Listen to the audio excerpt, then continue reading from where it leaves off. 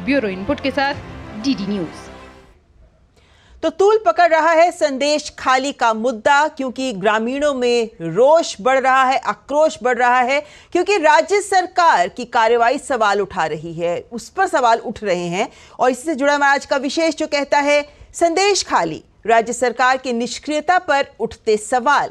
चर्चा के लिए हमारे साथ जुड़े हैं चारू प्रज्ञा जो भाजपा की प्रवक्ता हैं, साथ ही मानव जायसवाल जुड़े हैं टीएमसी के प्रवक्ता, और विजय त्रिवेदी जी वरिष्ठ पत्रकार भी हमारे साथ जुड़ गए हैं। सही मेहमानों का मैं स्वागत करती हूं। और मानव जायसवाल जी, शुरुआत आप ही से करना चाहूंगी, क्योंकि इस वक्त मेरे को लगता है हर कोई यही जानना चाहता है और टीएमसी से ये सवाल किए जा रहे हैं कि शाहजहां शेख को लेकर आखिर ममता बनर्जी चुप क्यों है। ग्रामीण गुस्से में है, लेकिन क्या कारण है कि शाहजहां शेख को बंगाल की पुलिस पकड़ नहीं पा रही? क्या पुलिस अक्षम है या फिर राज्य सरकार की मंशा पर सवाल खड़े होने चाहिए?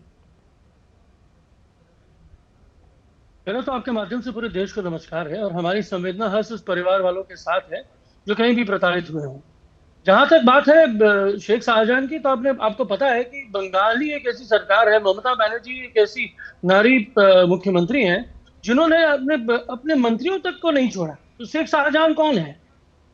जहां तक बात है कि हाईकोर्ट में हमने बोल दिया है कि भाई हाईकोर्ट का जो स्टे है वो खत्म हो जाए, साथ ही साथ जो ईडी सीबीआई का जो चल रहा है वो चलन करते रहे ये लोग। लेकिन बीजेपी को सिर्फ एक एजेंडा चाहिए, एक प्रोपेगेंडा चाहिए। इनको टूरिज्म फैक्टर इनका चालू हो गया है। अब ये टूरिज्म मिनिस्ट्री इनकी चलेगी, कभी ये इनकी जो एनसीआरबी के जो लोग हैं वो लोग आएंगे, जहां पे शर्मा जी आती है, रेखा शर्मा जी, कभी इनके कोई मंत्री आ जाएंगे। आज हमको पता है कि भाई प्रधानमंत्री आने वाले थे, वो कैंसिल हो गया। क्यों? क्योंकि इनको जनता नहीं है। आज जनता जिस तरीके से ममता बनर्जी के समर्थन में है वो दिख रहा है। और जहां तक संदेश खाली की बात है, वहां पे आपको पता है कि वामपंथियों का गढ़ रहा हुआ है वो। आज भी वामपंथियों का काफी सपोर्ट सिस्टम वहां पे चल रहा है, जिसको भाजपा तूल दे रही है, पैसे से, अर्थ से, शस्त्र से, सब तरीके से। चलिए, आपने अपनी बात रखी, वहां पे आगजनी हुई। नहीं मैडम, आपको सुनना होगा, आपको यह भी सुनना होगा कि सब्यसाची घोष, जिसको कल अरेस्ट किया गया, एक नाबालिग बेटी के साथ वो प्रोस्टिट्यूशन रैकेट चला रहे थे, वो बीजेपी के नेता हैं। मैं इसमें बीजेपी के प्रवक्ता से जवाब लूंगी। आपने जो बात कही मैं उस पर एक बार सवाल लेना चाहती हूं। आपने एक बात कही, हाईकोर्ट का स्टे खत्म हो जाए तो इसका क्या मतलब है? क्योंकि हाईकोर्ट में तो हम जानते हैं कि किस तरीके से हाईकोर्ट ने खुद ही तो ये बोला कि ममता बनर्जी सरकार क्यों नहीं पकड़ पा रही शेख शाहजहां को। नहीं, पहले तो मैं आपको बता देना चाहता हूं कि हमने ऑलरेडी अपील कर दिया है, वो संज्ञान में है, वो हाईकोर्ट के संज्ञान में है। लेकिन सबसे इंपॉर्टेंट चीज, तो क्या इसका ये मतलब, नहीं मानव जी आप अपनी बात रखें, लेकिन एक और सवाल, क्या इसका मतलब ये है कि पश्चिम बंगाल की सरकार ही शाहजहां शेख को बचा रही है? क्योंकि आपने अपील कर दी है कोर्ट में और आपने अभी खुद ही कहा कि अगर स्टे हट जाए तो इसका मतलब क्या पश्चिम बंगाल की सरकार खुद ही बचा रही है शाहजहां शेख को? मैडम, आप भी तो इस देश में रहती है ना, आपको भी इस कानून प्रक्रिया को पता है। अगर स्टे लगा हुआ है तो हम पुलिस क्या एक्शन ले सकती है? स्टे गिरफ्तारी पे नहीं लगा हुआ, उनके पास बेनिफिट्स है। चलिए, आप अपनी बात रख रहे हैं, लेकिन आपकी बातों के तथ्यों में पर मैं सवाल उठा रही हूं। वो कोई मकान है? अरे वो कोई मकान है कि गिर जाएंगे इसलिए स्टे लगा है? अरे नहीं, वो एक आरोपी है, वो एक आरोपी है जिसको ईडी का समन जा रहा है। मैडम, वो एक आरोपी है और ये हाईकोर्ट भी कह रहा है। चलिए, आपने ये लोग मानव जी मुझे एक सवाल का जवाब दीजिए। मानव जी, लोग सामान्य ग्रामीण, गरीब ग्रामीण वो गुस्से में हैं, वो मांग कर रहे हैं, महिलाएं गुहार लगा रही हैं, आप लोग विचलित नहीं होते? नहीं मैडम, सुनिए। उसके लिए हमने क्या किया? हमने वहां पे कैंप लगाई। हम लोगों ने अभी हाल ही में, मैंने विद इन नो टाइम, जिनके कुछ एक लोग हैं जिनकी जमीनों को हड़पा गया था, किसी भी तरीके से उसका मुआयना किया गया, उनको रिटर्न करी गई। ये हमारी सरकार कर रही है। हम कैंप लगा रहे हैं, यानी आप मान रहे हैं कि जमीनों को हड़पा गया? जी, ठीक। सुनिए मैडम, सुनिए। जब गलतियां होंगी, ममता बनर्जी शील्ड की तरह, एक शेरनी की तरह, एक आत्मबल समर्पित की तरह वो सामने खड़ी होंगी। तो ऐसे में महिलाएं जब ये सवाल उठाती हैं कि ममता हमारे यहाँ आई नहीं, हमारी बात सुन नहीं रही, जो आरोपी है उसकी ओर खड़ी होकर बात कर रही हैं, इसका क्या जवाब है ममता बनर्जी के पास? मैडम, आप भाजपाइयों के प्रोपेगेंडा वाले, मैं किसी प्रोपेगेंडा की बात नहीं कर रही, मैं उन महिलाओं की तरफ से बात कर रही हूँ जिनके साथ गलत हुआ, जिनका यौन शोषण हुआ। मैं उन गरीबों की तरफ से सवाल पूछ रही हूं जिनकी जमीन हड़पी गई। आपने खुद ही कहा कि कब्जाई गई जमीन और उसको हम दे रहे हैं। खैर, बीजेपी के प्रवक्ता के पास जाना चाहूंगी मैं इस वक्त। चारू जी, इन्होंने बीजेपी को लेकर भी सवाल उठाया है, क्या कहेंगे आप? क्योंकि हम ये लगातार देख रहे हैं कि जहां एक और मानव जी, एक बार उनका जवाब ले लूं मैं, उसके बाद वापस आपके पास आऊंगी। वापस आऊंगी। सुनिए, मैं बता देना चाहता हूँ, ये प्रश्न आपको मणिपुर के लिए भी पूछना चाहिए। ये प्रश्न आप आपको राजस्थान में इस बात को नहीं, आप इसे बचिए मत, दूसरे मुद्दे को बीच में लाके आप बचिए मत। इस वक्त आपको जवाब देना है, जवाबदही आपकी बनती है। चलिए, आपने एक सवाल उठाया, मैं चारू जी से ठीक मानव जी, मैं वापस आऊंगी आपके पास एक बार। चारू जी, आपके पास आना चाहूंगी। आपके नेताओं को जाने नहीं दिया। ठीक, मानव जी, मैं चर्चा को आगे बढ़ाती हूँ। चारू जी को चर्चा में लेकर आना चाहूंगी। चारू जी, आपके नेताओं को जाने नहीं दिया जा रहा है। 144 की गवाही दी जा रही है कि प्रतिबंध लगा हुआ है तो आप जा नहीं सकते हैं, लेकिन वहीं दूसरी ओर आपके नेता पर आरोप भी लगाया गया है, गिरफ्तार भी किए गए हैं सब्यसाची जोशी। क्या कहेंगी? ममता जी, पहले तो मैं सबसे पहले ये कहूंगी, आजकल टीएमसी का कुछ ये व्यवहार रहा है कि वो किसी और को टीवी पर काम की बात नहीं बोलने देना चाहते। जब मैं तथ्यों के साथ बात करूंगी, ये बीच में बोलेंगे। तो जैसे मैं इनके बीच में एक बार भी नहीं बोली, इनको बोलिएगा मेरे बीच में ना बोले। ये कहते हैं ममता दीदी शेरनी की तरह। मानव जी, आप उनको बोलने दीजिए। इन्होंने जो भाषण दिया, मैं दर्ज कर देना चाहता हूं। कोई भाषण नहीं दिया, हम अभी तक आप ही की बात सुन रहे थे। स्वीपिंग रिमार्क मत दीजिएगा, स्वीपिंग रिमार्क मत दीजिएगा। आपको बोलने का मौका मिलेगा मानव जी, आपको बोलने का मौका मिलेगा। एक मिनट पहले उनकी बात सुन रहे हैं, प्लीज आप बीच में मत बोलिएगा। ये लोग क्या है ना मैडम, नहीं, ये लोग बरगलाने वाली पार्टी है ना। स्वीपिंग रिमार्क चर्चा हो रही है, आप इसमें बीच में मत बोलिए। मानव जी, आपको सुनना होगा। Sweeping remark madam, sweeping remark. That is your definition of sweeping remark. That may be sweeping for you, but let her at least convey herself. जी, बोलिए चारू जी। मानव जी, अगर आप चर्चा को आगे नहीं बढ़ाने देंगे तो फिर आपको म्यूट करना पड़ेगा। जी, चारू जी बोलिए आप। यही गुंडागर्दी बंगाल को बर्बाद कर रहे हैं। पहले आप इनका फेडर लगाइए, फिर मैं बात करूंगी। और अगर ये बीच में बोले तो फिर धमकी दे रही है। मानव जी, धमकी नहीं दे रही है, आपको बोल रही है कि आप उनकी बात सुनने दीजिए। प्लीज उनका फेडर कम करें। पूरे देश को चारू जी की बात सुनने दीजिए। जी, चारू जी बोलिए आप। सुनना सीखो। चारू जी, आप अपनी बात रखिए। मैं माफी चाहती हूँ, ऐसे संवेदनाशील रखने वाले मुद्दे के ऊपर भी इनको चिल्लम चिल्ली याद आती है। इनकी जो ममता दीदी है, शेरनी बन के पीड़िता के सामने खड़ी नहीं है। शेरनी बन के इनके कार्यकर्ता पीट के भगाते हैं ईडी के अफसरों को। शेरनी बन के छुपा रखी है अपने पीछे शेख शाहजहां को, जिनको इनको गिरफ्तार करना था उन्होंने कर लिया। जो इनके लिए छोटी मछली थी वो आज जेल के पीछे है। उनको पार्टी से भी इन्होंने निष्कासित कर दिया, चाहे वो शिबू हो चाहे वो सरदार हो। ठीक है, जिसको इनको बचाना है ये हर पल बचाते जाते हैं। ये इनकी सच्चाई है। जिस शेरनी की ये बात कर रहे हैं उनकी आपको सच्चाई बता दूं। लोग वहां जाना चाहते हैं पता करने के लिए कि हुआ क्या था, किसके साथ हम बात कर सकते हैं। धारा 144 लगाई गई, हटाने के लिए हाईकोर्ट ने इनको लताड़ लगाई। एक पत्रकार जो अपना काम करने गया था, रिपब्लिक का पत्रकार जो केवल वहां अपना काम करने गया था, उस पत्रकार को इन्होंने पकड़ के जेल की सलाखों के पीछे डाल दिया। जो गुनहगार था उनको नहीं पकड़ा, जो काम करने इनकी सच्चाई का पर्दाफाश करने वहां पहुंचा था उसको इन्होंने जेल में डाल दिया।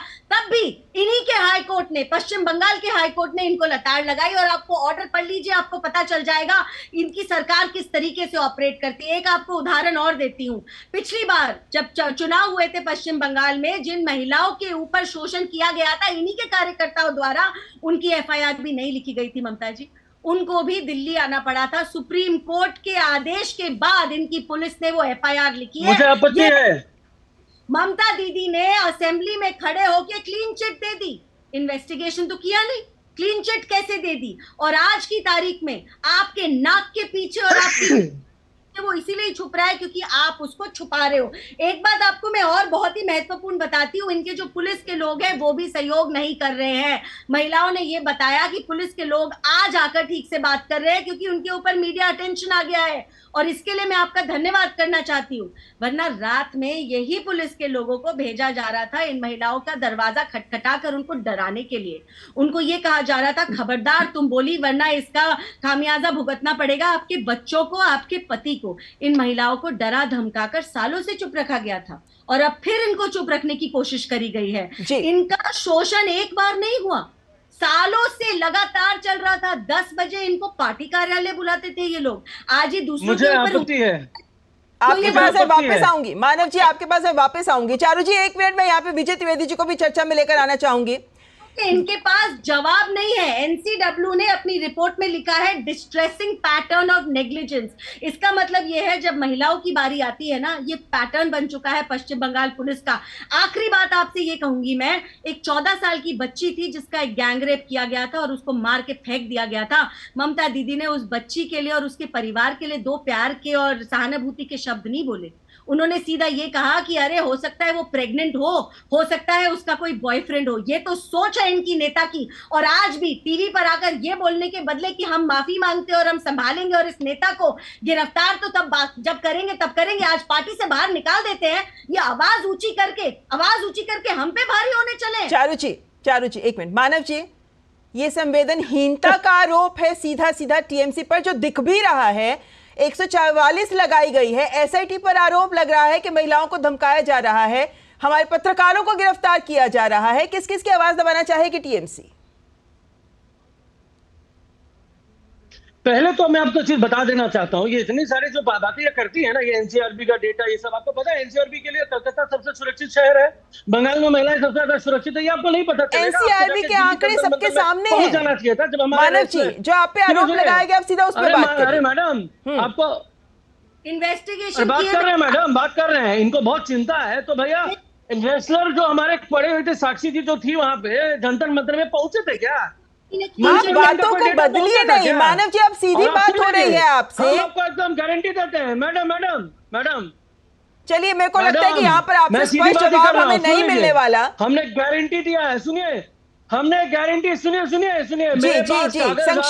संक्षेप हम लोगों ने कैंप लगाए हैं संदेश खाली में, जहां पे लोग आके अपने कंप्लेन दर्ज कर रहे हैं और हमने जागरूक किया है जनता को। उन पे एक्शन हो रहा है, कंप्लेंट दर्ज तो कर रहे हैं, एक्शन कितना हो रहा है? बुलडोजर वाली सरकार नहीं है।